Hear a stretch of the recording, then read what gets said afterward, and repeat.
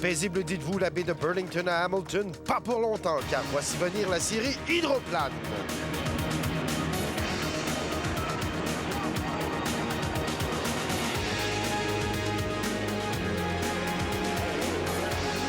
Le Réseau des sports vous présente la série exportée Hydroplane.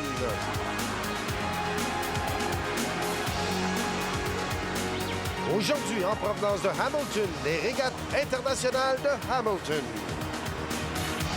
Mesdames et messieurs, ici Michel Fervac-Larose qui vous souhaite la bienvenue de l'Aquafest d'Hamilton.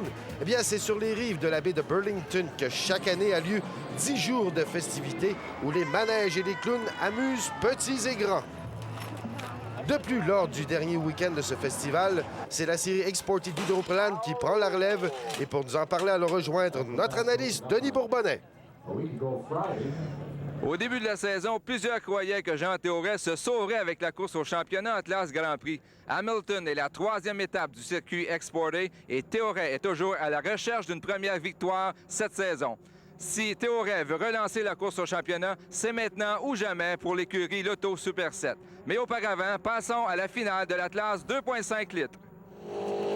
Eh bien oui, nous y voici, Denis, avec cette classe 2,5 litres. Et pendant qu'on voit, c'est Mike Monahan là, qui s'appelle. Et celui-là a tout gagné, là, à venir jusqu'à maintenant. C'est le favori. Pendant qu'on voit à l'écran, oui, Gino Métivier. Et ça, qu'est-ce qui est arrivé, c'est que l'embarcation, le Jimmy, a tout simplement pris feu. Et là, Gino, lui, a dû quitter son cockpit, sauter à l'eau pour éviter justement de se faire brûler. Mais Gino est en parfait état. C'est son embarcation qui est en moins bon état. Et là, on voit, il a quand même s'est fait remorquer sur son embarcation. Ça a pris quelques instants avant que les secouristes parviennent à éteindre le feu. C'est pas le genre de barbecue que Gino Métivier aime avoir de toute façon. Voici, c'est le deuxième départ. Classe 2,5. On le rappelle, chaque embarcation doit passer la ligne de départ à 0. Voilà.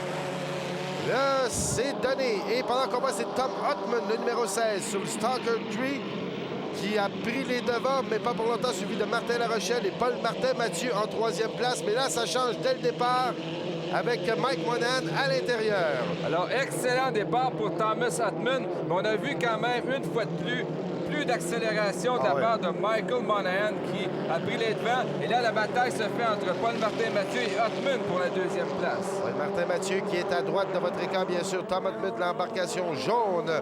Et Mike Monahan qui a passé haut. Et Mike Monahan qui a semblé un peu déraper. Et les conditions sur cette baie de Burlington, pendant qu'on voit Paul Martin-Mathieu dépasser maintenant Tom Hotman.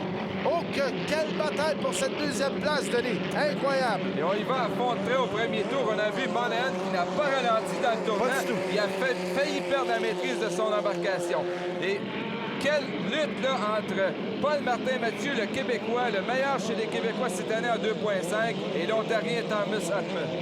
Ah ben incroyable. On sait que depuis le départ de Patrick Hayward pour la classe 5 litres, les portes sont ouvertes et ça laisse le champ libre, croyez-moi, à Monahan, qui, dès le début de la saison, fonctionne très bien. Et si Mathieu est présentement deuxième, c'est dommage pour lui, car au premier départ, avant que le feu prenne dans l'embarcation de Gino Métivier, Mathieu était en première place. Il avait vécu un départ extraordinaire. Il devançait Monahan et on a dû reprendre l'épreuve à cause du feu de Métivier. Et là, il doit se contenter de la deuxième, mais c'est quand même excellent pour lui.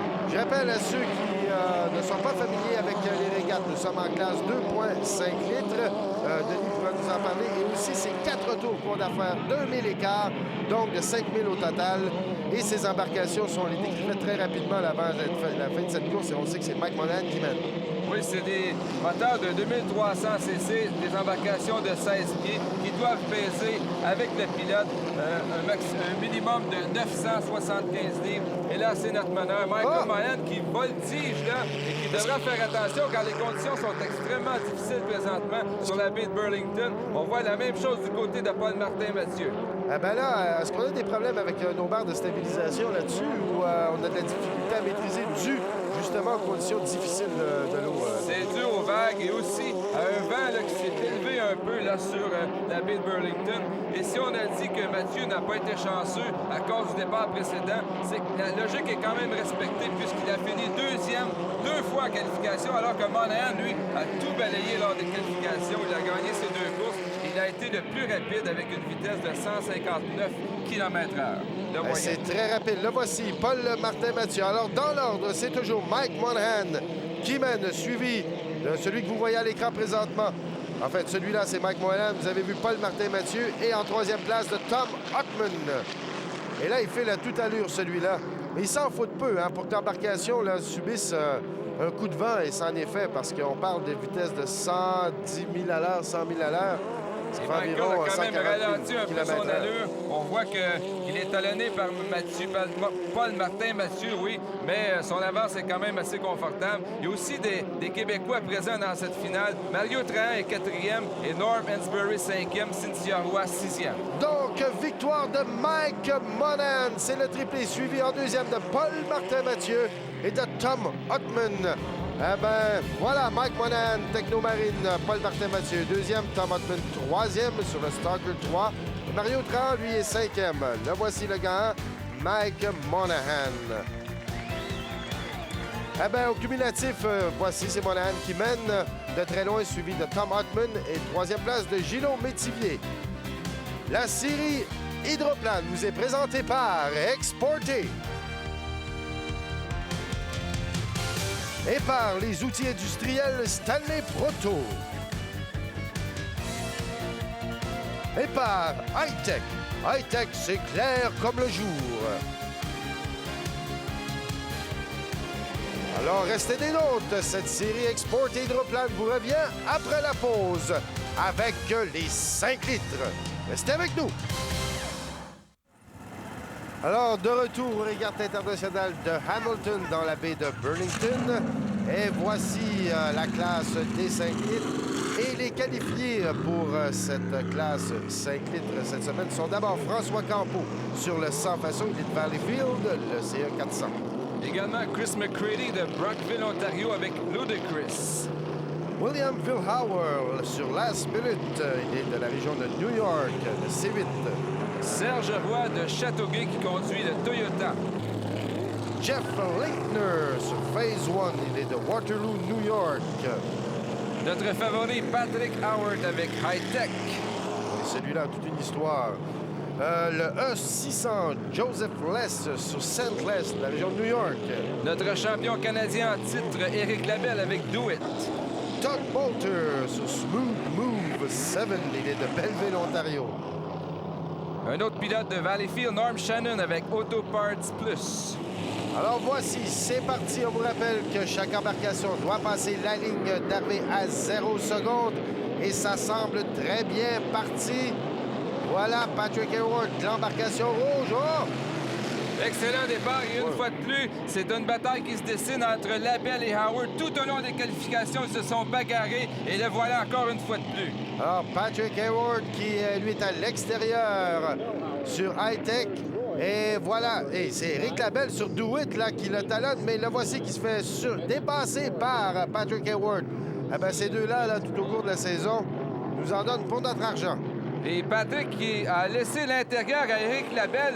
Et malgré tout, on voit que Patrick a quand même un peu plus d'accélération, mais là, c'est excessivement serré entre ces deux aspirants. Et on sait que Gaétan Latour n'est pas de la partie. Il a eu un accident à Ville-Marie. Son embarcation serait une perte totale. Donc, la course au championnat devrait se résumer entre ces deux messieurs. Alors, on peut voir ici le devant de l'embarcation, le Hi-Tech de Patrick Hayward. Et si tu nous expliques un peu la stratégie à suivre. Là. Et on voit que dans les tournants, c'est beaucoup plus dangereux, une vague plus menaçante. Et on voit de ponton à ponton, l'embarcation là qui danse sur l'eau. Et Patrick Howard, je crois, vient de se donner quelques longueurs d'avance sur Éric Labelle. Et un chemin un peu plus sinueux dans le centre du parcours, alors que Labelle, lui, avait pris l'intérieur. Et malgré tout, Patrick a réussi à prendre le devant dans cette finale d'Atlas 5 litres. Et Patrick Hayward, on connaît un peu son histoire. Il est de Grande-Île. Ce gars-là était le champion canadien des 2,5 litres l'an dernier.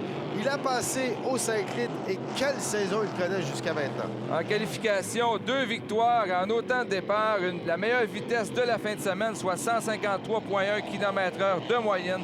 Donc, ce n'est pas étonnant de voir Patrick en avant. Pas du tout. Alors, regardez, moi, ce qui m'impressionne chez Patrick Hayward, ce sont ses virages. Il est très serré dans ses virages et ne glisse pratiquement jamais. On a vu combien de fois des embarcations quitter complètement à l'extérieur de l'île et perdre un momentum épouvantable. Et on voit devant, c'est l'aileron stabilisateur, pièce très importante et Patrick doit jouer avec cet aileron, surtout dans les tournants, pour laisser entrer plus ou moins d'air sous l'embarcation. Et on sait que cet aileron lui avait coûté la victoire à Ville-Marie. On a changé la pièce d'équipement et là, tout va pour le mieux pour Patrick Hayward. Patrick Hayward qui, pour le moment, est toujours premier. Il est suivi d'Éric Labelle. Eh bien, celui-là nous impressionne à chaque fois. Parlant de cet aileron stabilisateur à l'avant, eh bien, évidemment, si on laisse rentrer plus d'air... Oh, mais c'est François Campeau de sans façon. Et Campeau a de la difficulté. Pourquoi? Il s'est fait couper, là, il y a quelques instants par Joe Lest, l'Américain de Buffalo. Et lui n'est pas vraiment chanceux puisqu'il avait connu d'excellentes qualifications, une première et une deuxième place. Et voilà qu'il se fait couper en finale. Et là, il se retrouve en 9e position. Et ça, il s'est fait couper par Joe Lest, qui n'a même pas une embarcation légale. Il a 11 pieds de tunnel. Et ça coûte une place là, à François Campeau. 3e place, assurément. Quoi qu'il en soit, c'est la victoire pour Patrick Hayward, suivi d'Éric Labelle. Et j'ai bien hâte de voir qui sera en 3e place. C'est Norm Shannon, 3e, et Serge Roy, 4e. Alors rejoins, si vous le voulez, Denis Bourbonnais, en compagnie de Patrick Hayward.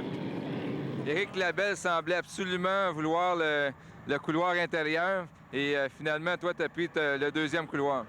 Oui, moi, j'ai toute la fin de semaine, je disais à mon père, je dis, les tournants sont pas totalement ovales. Puis, tu sais, un moteur 5 litres, ça meurt d'un coin. Et on a fait un ajustement d'hélice. Puis, toute la fin de semaine, moi, j'ai voulu être 3e couloir maximum. J'ai dit à mon père, j'ai dit, je m'en vais 3e couloir maximum. Puis, si je pogne une avance, assure-toi qu'il va falloir qu'il tourne si vous voulez avoir l'intérieur. Félicitations pour cette belle victoire. Je te remercie beaucoup. Alors donc, Patrick Hayward, qui au cumulatif est premier, suivi d'Éric Labelle, mais à 2 points seulement derrière Hayward, John Flickner est 3e. La série exportée se poursuit après la pause avec les Can-Am.